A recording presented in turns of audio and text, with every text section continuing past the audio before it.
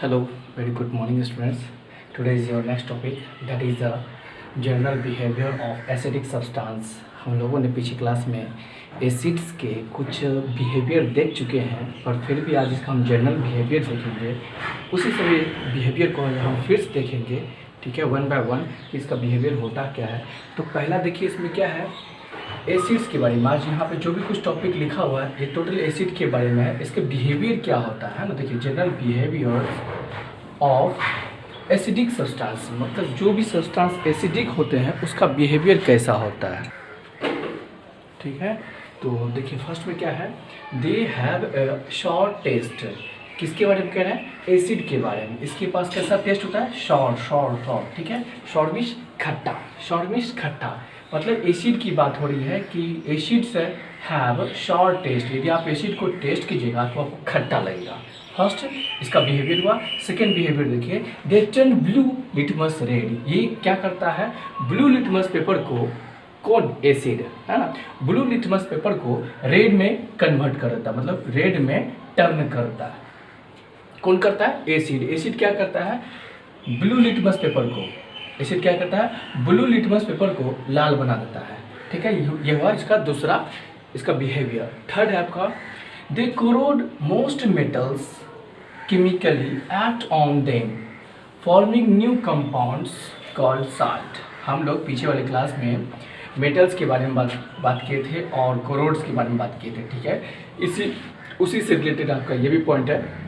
देखिए एसिड करता क्या है, हम लोग पीछे वाले क्लास में देखे थे कि एसिड्स के हमारे कितने नुकसान है, कितने फ़ायदे हैं, है ना। तो देखिए इसमें क्या है, देख कोरोड, कोरोड के बारे में पीछे बता चुके थे कि क्षय होना, मतलब उसको खराब कर देना, ठीक है। जैसे कि हमने पीछे वाले क्लास में बताया था ताजमहल के बारे में, जो कि हमारे एसिड रेन्स के बारे में बात किए थे कि एटमॉस्फेयर में ऑलरेडी एसिड प्रेजेंट रहता है। जब फर्स्ट शावर अब रेन का नीचे आता है तो वो एसिड नीचे लेके आता है। जब वही फर्स्ट शावर किसी भी स्टेच्यू पे या मोन्यूमेंट पे जब वो पड़ता है तो उसको क्या करता है, कोरोड करता है, मतलब क्षयित कर देता है, प्लस को खराब कर देता है। पीला तो बन ही जाता है, साथ साथ में उसको खराब भी कर, मतलब उखड़ने लगता है, लूज हो जाता है, वो टूटने फूटने लगता है। आप उसको एक बार टच कीजिएगा तो झरने लगेगा, उसी कहते हैं कोरोड कर देना, ठीक है। दे कोरोड मोस्ट मेटल्स, कौन, एसिड्स के बारे में कह रहे हैं। एसिड क्या करता है, मोस्ट मेटल को कोरोड कर देता है, ठीक है। नेक्स्ट है केमिकली एक्ट ऑन देम, क्योंकि वो रासायनिक रूप से उस पर बिहेव करता है, एक्ट करता है, किस पे, मेटल पे, ठीक है। केमिकली एक्ट ऑन देम, किस पे, मेटल पे। तो वो मेटल क्या करता है, कोरोड करता है, forming a new compounds called salt. जब वो केमिकल एसिड जब किसी भी मेटल से, एसिड किसी भी मेटल से रिएक्शन करता है ना तो वो साल्ट का निर्माण करता है। आप कहिएगा साल्ट कौन सा साल्ट, जी बाबू, साल्ट हमारे पास बहुत प्रकार के होते हैं जो कि हमारे नेचुरल में पाया जाता है। 2-4 प्रकार के तो हम लोग साल्ट को यूज़ करते हैं, but most of the salt को हम यूज़ नहीं करते हैं, ठीक है। तो इसी तरह से ये साल्ट का निर्माण करते हैं। साल्ट में होता है नमक, उसका क्वालिटी नमक के जैसा होता है, ठीक है, नमक का निर्माण करता है। सब एक ही नमक की बात नहीं कर रहे हैं। जैसे कि मैं आपको 2-3 एग्जांपल बताता हूँ। जैसे कि हम लोग घर में यूज़ करते हैं साधारण नमक, वाइट नमक होता है। आप लोग सेंधा नमक के बारे में सुनेंगे, है ना, सेंधा नमक के बारे में सुनेंगे, काला नमक के बारे में सुने होंगे। इस तरह से आपको 12 और 30 टाइप के आपका नमक होता है, 10 या 12 प्रकार के नमक होता है।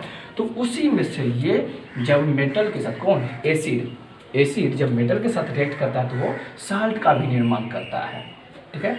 एसिड मेटल के साथ जब रिएक्ट करता है तो वो एक न्यू सब्सटेंस बनाता है, उसको हम कहते हैं साल्ट। बिलीव नहीं है तो आपके पास वो छत होगा जो कि बहुत ही पुराना हवेली होगा, वो कहीं ढह गया होगा, उसको आप टेस्ट कीजिएगा, जी, उसको आप टेस्ट कीजिएगा, उठा के उसके इस पॉइंट को उठा के टेस्ट कीजिएगा, देखिएगा आपको नमकीन लगेगा। मतलब क्या, उसमें न्यू सब्सटेंस फॉर्म किया, वो क्या कहलाता है, वो साल्ट कहलाता है, ठीक है।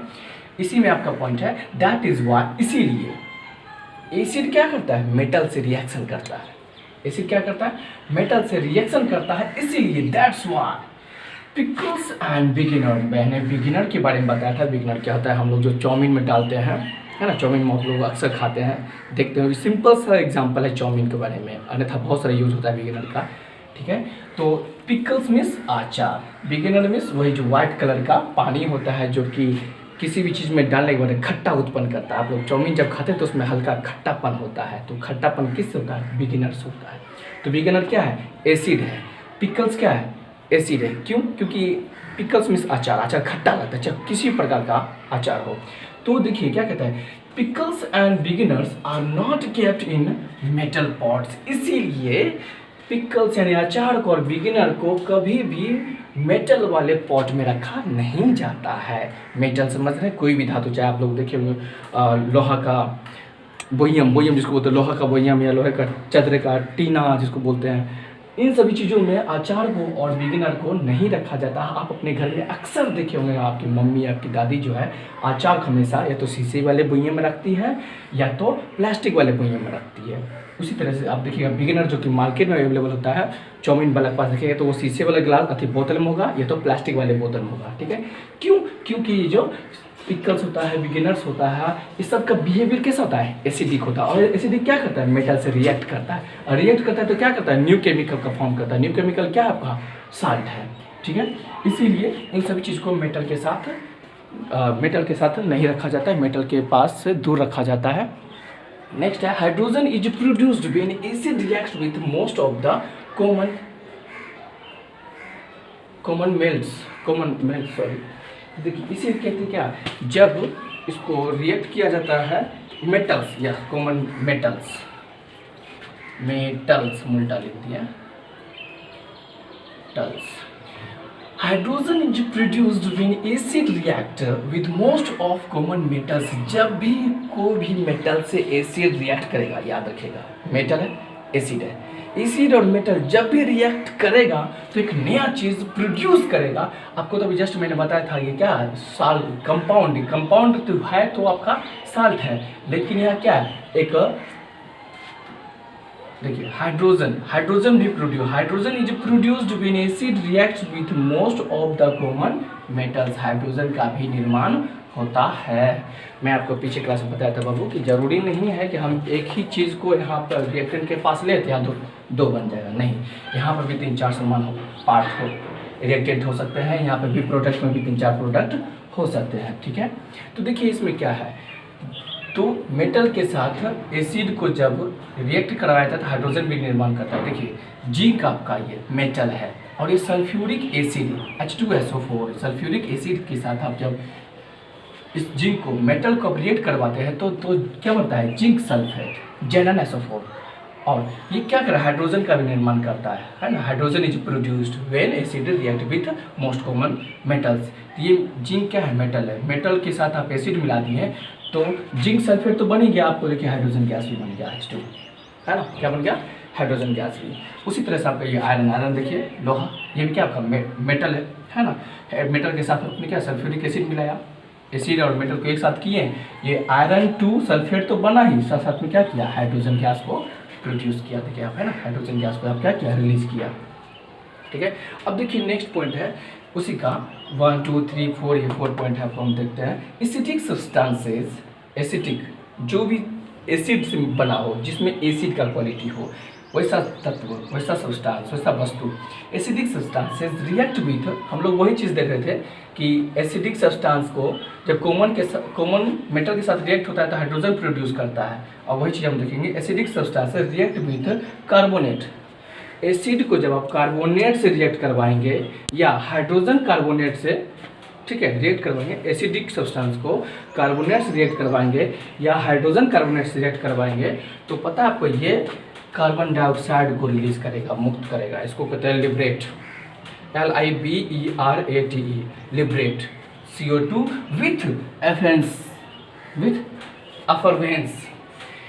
जब आप एसिड को कार्बोनेट के साथ रिएक्ट करवाएंगे तो आपको CO2 लिबरेट होगा, मतलब कार्बन डाइऑक्साइड निकलेगा, साथ साथ में ये अफरवेंस का भी साउंड होगा। अफरवेंस एक बुदबुदाहट, आप लोग अक्सर देखे हैं कि हम लोग किसी चीनी पे, नमक पे या जब नींबू को गाड़ते हैं ना तो वो छनछनाने लगता है, छन छन छन छन छन की आवाज़ आती है, या फर्श पे जब हम तेजाब गिरा देते हैं तो वो छनछनाहट की आवाज़ आती है, वही है अफरवेंस, यही आपका अफरवेंस। अफरवेंस मीन्स होता है बुदबुदाहट। ठीक है, और जब आप एसिडिक सब्सटेंस को कार्बोनेट या हाइड्रोजन कार्बोनेट के साथ आप रिएक्शन करवाएंगे तो आपको कार्बन डाइऑक्साइड वो रिलीज करेगा, लिबरेट करेगा, और अफरवेंस भी देगा, सर मतलब बुदबुदाहट भी देगा। तो देखिए अब क्या है, एसिडिक सब्सटेंस आपका यहाँ देखिए HCl हाइड्रोक्लोरिक एसिड, ये आपका एसिड है। ठीक है, ये सोडियम कार्बोनेट है ना, देखिए कार्बोनेट का, ये कार्बोनेट का बना हुआ चीज़, चाहे सोडियम कार्बोनेट या हो दूसरा कार्बोनेट हो, और देखिए यहाँ हाइड्रोजन कार्बोनेट, सोडियम कार्बोनेट हो या हाइड्रोजन कार्बोनेट, किसी कार्बोनेट के साथ आप एसिड को रिएक्शन करवाएंगे,